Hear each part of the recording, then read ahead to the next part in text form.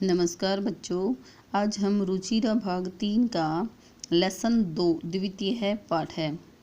बिलस्य वाणी ने कदापि में श्रुता, यानी मैंने बिल को कभी बोलते नहीं सुना, या बिल की आवाज़ मैंने कभी नहीं सुनी। बिल यानी गुफा।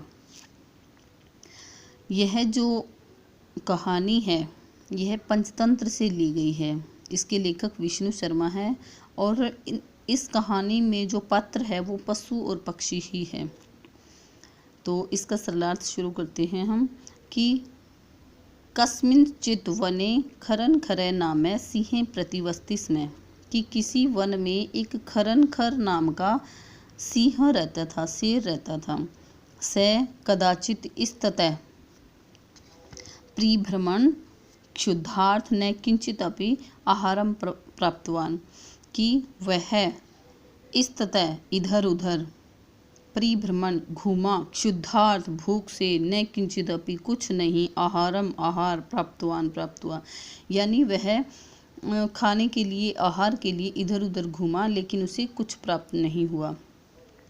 तत सूर्यास्त समय एका महती गुहाम दृष्ट्वा, तभी सूर्यास्त के समय उसे एक बड़ी गुफा दिखाई दी।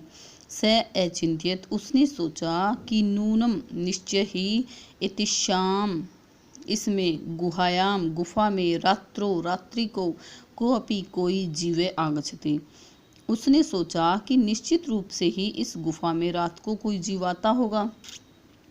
अतः अत्रैव निगूढ़ो भूत्वा तिष्ठामि इति, तो मैं यहीं, निगूढ़ो भूत्वा होता है छिप कर बैठना, तिष्ठामि बैठता, यानी तो मैं यहीं आसपास ही छुपकर बैठ जाता हूँ। एतस्मिन् अंतरे, कुछ ही समय बाद या इसी बीच, गुहायाम स्वामी, उस गुफा का स्वामी दधिपुच्छ नाम का है शृगालय समागच्छत, दधिपुच्छ नाम का सियार वहाँ आता है। स च यावत पश्यति, स वह, च यावत जो ही, पश्यति देखा, तावत तभी, सिंह पदम पद्धति, शेर के पद पैरों के चिन्ह निशान, गुहायाम प्रविष्टा, गुफा में जाते हुए दृश्यते देखा, यानी जैसे ही वह आया तो उसने देखा कि एक शेर के पैर के पंजे के निशान हैं जो गुफा में प्रवेश करते हुए के हैं। न च बहिरागत, लेकिन बाहर आते हुए के नहीं है। शृगालय अचिंत्यत, सियार ने सोचा कि अहो विनष्टो अस्मिन्, कि हो अरे मैं तो मर जाता।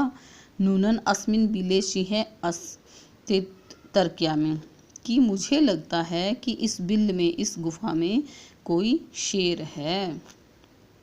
तत् किम करवाणी, अब क्या करूं। एव विचिंत्यत, और उसने सोचा, दुरस्त रवै, रवम होता है आवाज, दुरस्त दूर खड़े होकर के, कृत आरम्भ, आरम्भ होता है आरंभ किया, यानी तभी वह दूर खड़ा होकर के आवाज देनी शुरू कर दी कि भो बिलय, कि हे बिल, या अरे बिल, कि हे गुफा, किम न समरसी, क्या तुम्हें याद नहीं है, यन्मया तव्या सह समय, कि मैंने और तुमने साथ में शर्त, समय है होता है शर्त, कृतो अस्ति, यत यदा अहम बाहयात, कि जब भी मैं बाहर से प्रत्यागमिष्यामि, जब भी मैं बाहर से आऊं, तदा तब तुम माम मुझे आकारिष्यसि, तो मुझे पुकारोगी। यदि तुमने माम मुझे न आह्वयसि,